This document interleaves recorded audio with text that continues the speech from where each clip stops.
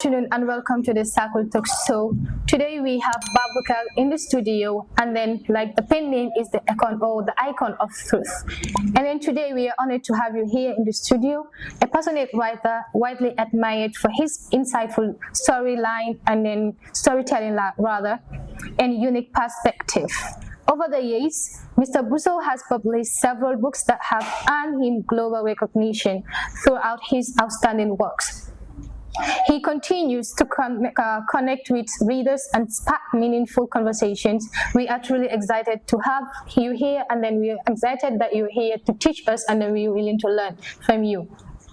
And then the name of the book today he is about to launch is Worth, The Loud Whispers of What? Silence. And then thank you so much for having you in the studio, Baboucarr. You're welcome. It is a pleasure. It is a pleasure to be here. Thank you. And then talking about the book, and then you know, like writing is something that is very, very important, because I believe that in speaking and writing, our voices can be heard. Yeah. And then I am glad that you're doing this, because this is amazing. I'm even in love with the book. The cover is so beautiful. Yeah, thank you. Yeah.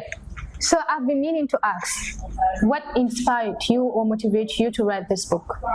Yeah, thank you very much indeed. It is a pleasure to be here today, and it is a pleasure to join you. As you rightly said, my name is Baboucarr Busso, famously and literally called the icon of truth.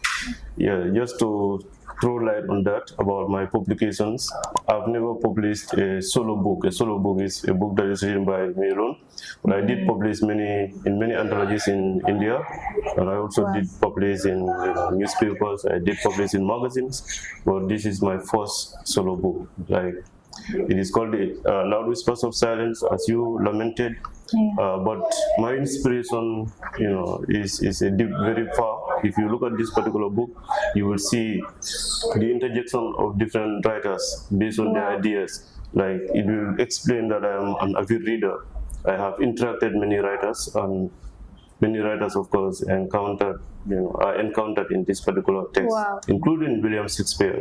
My favorite author. All right. Yeah, I like so if you read my biography on this particular text or about book, you will see that it is alluded to the 7 ages of a man that is written by William Shakespeare, where he says, all the world is a stage and men and women are merely players. They have their exits and their entrances. Yeah, but Shakespeare is a very deep language. Exactly. So that is the complex nature, complex being of human being, and that is how the title also is complex. It is paradoxical. Shakespeare uses literary devices that are deep. Of course, it is the Elizabethan form of language, or the Middle English anyway. But I also devour Shakespearean. So now, can you give us like a brief overview of the book? Yeah, the book, The Loud Whispers of Silence, is a book that constitutes 52 poems, you understand, the collection of 52 poems, and these poems are evocative poems, and they reincarnate, society. They also try to mirror societal ills, if you look at the reflections, and they also try to seek for redress of those particular ills that are in society. And some of them are poems of advocacy, others are heroic poems, others are poems of resilience. For instance, I will take a sample of a particular poem that is there, The Victim. The victim is not me, but the victim is the one that is advocated for in the poem. So you're trying to be a voice to the voiceless. Exactly. I have been a poet who advocates for justice in society. If you look at the society, you will understand that there are people that live and they are not equally treated. So those who are not equally treated, as an activist, of course, I did gain a lot of momentum in activism. It even won me an award in the African Youth, if you understand, the African Youth Award. I won it in 2024. As the one who won it on the education. Congratulations on that. Thank you very much. But it is related to my activism, because I am a member of Activista the Gambia, Activista NBR. I was a coordinator of Activista in Sri.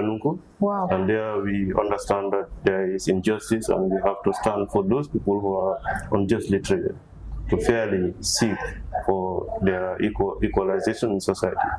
So we believe that there is what you call up with justice and down with poverty in Activistas. I know the viewers are happy right now, because he is a well-experienced man sitting right here. So now, like, what are the themes behind it?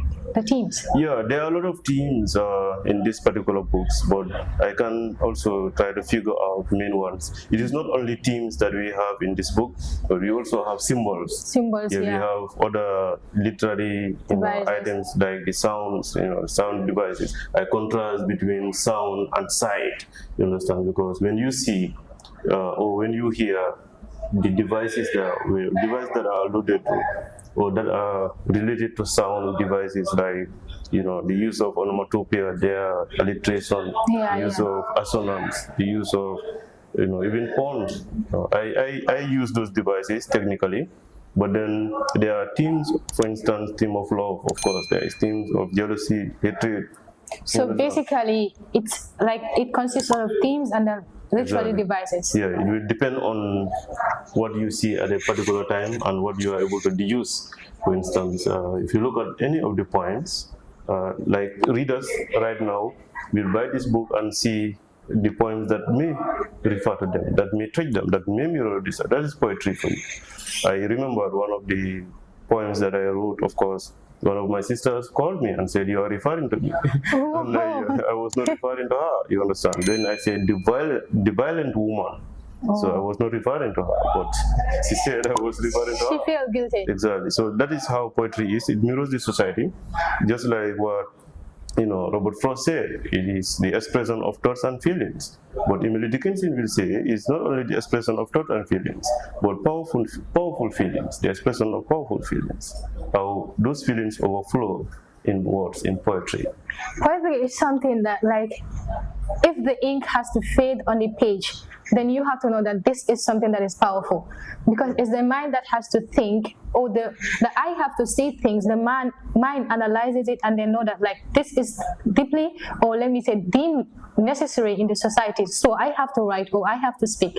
So which is why writing and speaking is important. I personally, that is what I believe in, like writing and speaking, like our voice can be heard. Yeah. But then coming to the challenges, we know that writing is something that is not easy. Like you said, your sister felt guilty because she thought you were referring to her. Exactly. So, like, how do you go about all those challenges? Not only about her, but like challenges in general about writing. Yeah, actually, there are a lot of challenges that face my writing. Like you said, Shakespeare writes in the deep way. My writing, I believe, is very deep. Even my friends who are writers, I can now try to face them out. I am an international writer, and I interact with writers in Kenya, writers in Nigeria, writers in other parts of the world, even Tanzania. When I was coming here, writers in Malawi. Amazing. So yes, this type of writers believe that I am a complex writer, and that is what you're trying to now bring. Because when you look at writing, in that particular deep, when you write in our context, in the Gambian context, they believe that I should express myself in a very simple way. So but that is not how poetry works, you understand. It depends on what the writer feels at a particular point. It depends on what the writer, selects, that is best way. Some of the people said I should break down the terms into at their level. When I publish this, that isn't a writing. I believe, like, when you write, people should read and then analyze and understand, but they just don't have to read and understand it at once. Exactly. Then we will not have critical thinkers. Exactly. But then the moment you write and they have to think and they understand what you said, that is how we are going to build young minds and then have critical thinkers in the world. Exactly. And you can see this in the title. If you see the title, you will see. Yeah, even the title is saying that in the book we have literally devices, because the title itself is one of them. Exactly. So explain this title to me, The Loud Whispers of Silence. Yeah, The Loud Whispers of Silence, is a configuration, let me say, the amalgamation of different words, and all these words have impact in the title, but because they also try to tell you more about what the book mirrors or what the book reflects in society. It's a reincarnation of society, and therefore it is a fact that society itself, life itself, is paradoxical. But this title, I suggest, is an oxymoron, even though the paradox is not absent. It is an oxymoron. Not only that it is an oxymoron, but it can be used as personification. But that is poetry for you. It is what you see, but it is a metaphor. Hence, life itself is a metaphor. But it is a juxtaposition. There are no, life, or there is no life that does not have, the alternative, the alternation, or the opposite. So that is what life gives you. It gives, in fact, the world itself, the universe, as I alluded to, gives life and death. It gives good and bad. It gives acceptance and rejection. So all are implied. So why did you give yourself a pen name of the icon of truth? Actually, my pen name is Icon of Truth. Many people believe it is very unique. Others will ask me, the Icon of Truth, very unique. How did you get your pen name? Yeah, how does it come about? But it is also alluded to on the, maybe I am a truthful man. Very, very truthful. You shouldn't be doubtful about that. You should say, I am a truthful man. No, I know I am a truthful man. I hit the truth like it. I was going to that. Poetry itself, is fictitious. But sometimes we believe that we are dealing with the truth, but then others believe we are just, fictionalizing and we are living in illusion. So if I say I may be truthful, another person, because truth is relative, somebody can say, no, this is a man who is not truthful. Because like every human being have both. Exactly. So even, that is why like, today, even what you are not, people can make you to be that. Exactly. It's so. Before I came today, I just read something about authenticity, you understand? Be authentic. That is the title. I said, what am I to you? Or I said, you are somebody who is truthful. You are somebody who stands for justice, you understand, in the society. And that is it, social justice for you. And about truth, I wanted to say, kids said, beauty is truth and truth beauty. If you contrast that in poetry, you understand, poetry has to do with beauty, that is creativity. And that is the truth itself. There is no creativity without truth, but truth is relative because it lies in the eyes of the beholder. Yes. Wow. Yeah, that is it. So, we know that launching a book isn't easy, especially in the Gambia here, because of support, getting support from people. Exactly. So, do you have any sponsor right now? Yeah, right now I have applied for sponsorship, but the sponsorships are pending. They are pending. Yeah, they are pending.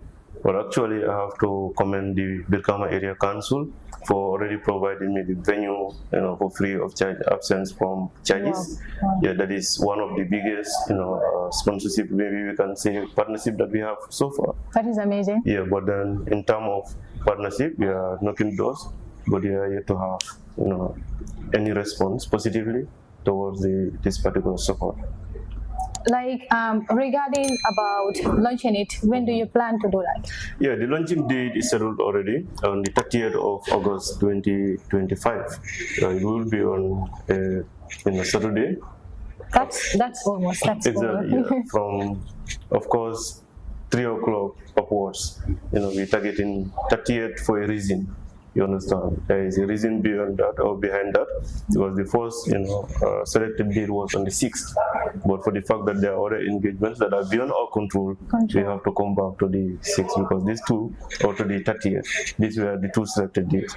So it is closed, but then we are working towards it. And I want to seize the opportunity to thank my organizing committee, under the leadership of Mas Sayan. He is my host at Atlantic TV.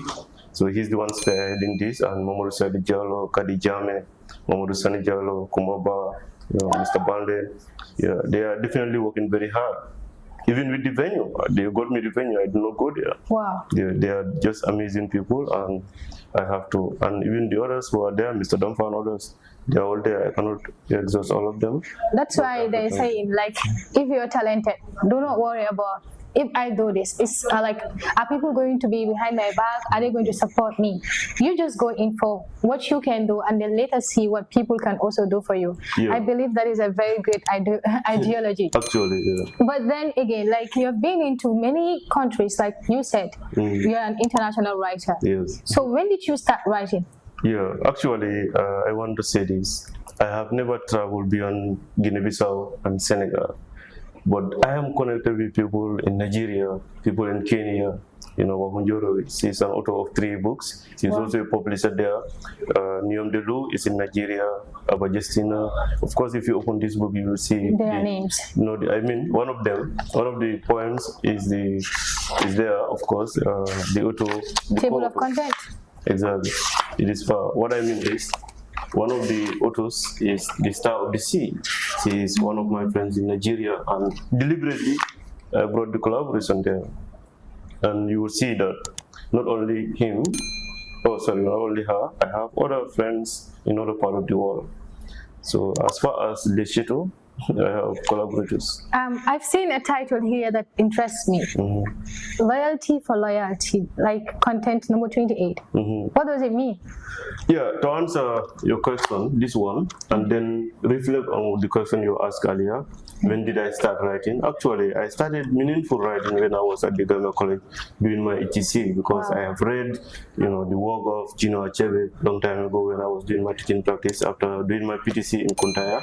So I have read vastly on Achebe's work, and I believe following that particular narrative content, I knew that one time I will definitely follow. Is that things fall apart? Yeah, the things fall apart, and even no longer is. You understand? Not only that, I read this particular text, but I read other texts like the Bechek of Musaba. I had the inspiration and the courage. Yeah, if you want to be a good writer, you have to be a good reader. Exactly. So I had the courage that I will definitely one time become a writer. That's why when I published this book, one of my friends, Usman, who is in America now, wrote to me and said, "You told me this 10 years ago." And then it happened. It happened. He told me you will one time publish your book. And somebody also who I understand as a brother, Suleiman One, I have to commend his act as he wanted to pledge 5 books, Wow. But royalty for loyalty, as you are saying, I wrote this at Kabakode in 2018. While I was sitting on my bed, I reflected on my role as a teacher, and I knew all the difficulties or the challenges I face in the classroom. Those, in fact, that are beyond my ability to solve at the immediate time, and the people that I interact with.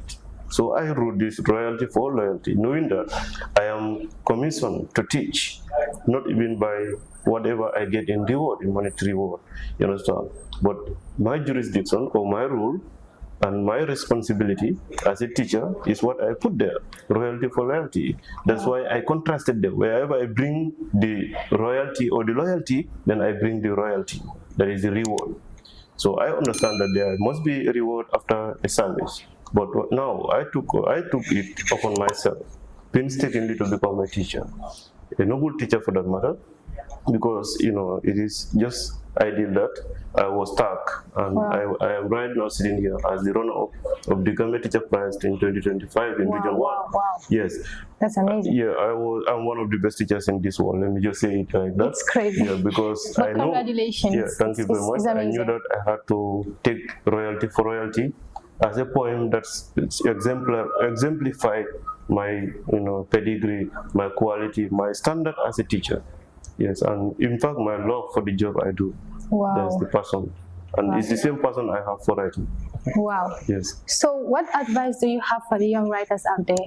Yeah, for the young writers in the Gambia and anywhere, I interacted with them, and I understand that there is a lot of things to do, especially with reading. You understand? Many people in the Gambia want to write, but they don't want to read. In fact, when I published this book, many people texted me and said I should guide them, coach them on how to publish it maybe tomorrow. And it did not take me, that short period to publish my book, my first book. You understand? I have been publishing with other people. I have other manuscripts that are pending. Yeah, but then what people don't want is to take it painstakingly. You understand? They don't want to feel the pain, but they want to get the reward.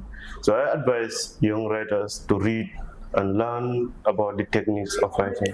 That is why when I was coming, somebody texted me.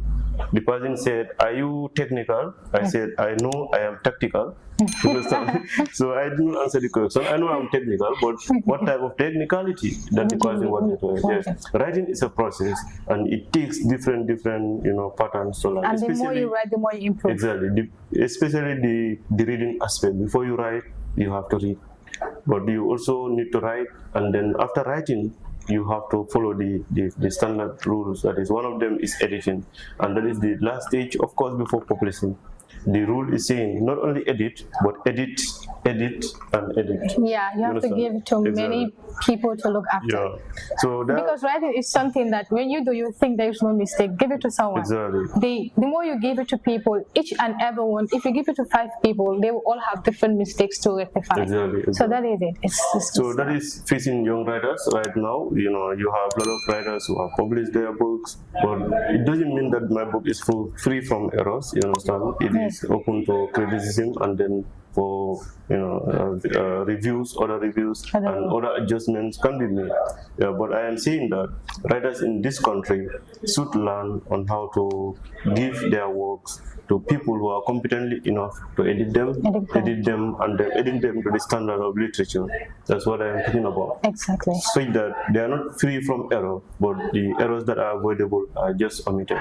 Yeah, because literature, whenever you look at it, you can learn to make it better. So it is only better when it is good. So it is literary. What is literary today, for instance, maybe not literary tomorrow. So that is literature itself. It is art for art's sake. It used to be art for art's sake, but now it is art for life's sake. Literature is something, but it's an interesting subject. So, thank you for having you in the studio. Indeed, I have learned, and I think the audience out there have also learned. And every individual who is out there inspiring to be or aspiring to be a young writer or a writer, you have heard what he said about writing. Do not give up. You just have to do your best and then give it out for edition and all that. You are not perfect in your own ways, but then the more you give it out for people to criticize, the more you learn. And then also, if you have anyone to thank, you can thank the person. Yeah, if I have anybody to thank, I have to thank first one of my friends, Mr. Baji. Of course, he was supposed to be here. He identified me. It is based on trust that he identified me to be here. My boss. When I received the call, I did not have any hesitation in coming. Because I knew that it is a trust. I have to thank him for recognizing me first as the person who can sit here today, even though the invitation was prompt.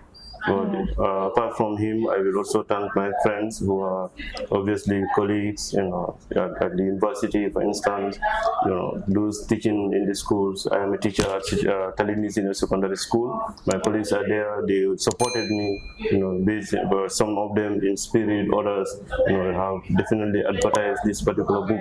It is yet to go beyond, above and beyond, but I think I have to thank my organizing committee who stood by me to say that this book should be published, and then when it is to be published, then they will take their own time, they will take their resources and do everything. Then I also thank my family members who stood by me, you understand, even though there is a distance between us. I am in Birkama and they are at home at Kawakuto, so they always call me and ask about this.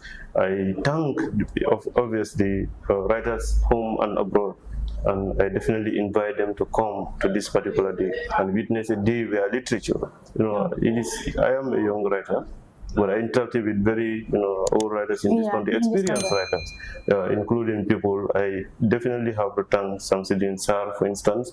He is one of my inspirations, Mr. Musa Ba, Modlamin Demba, Modlamin Demba, Dr. Demba.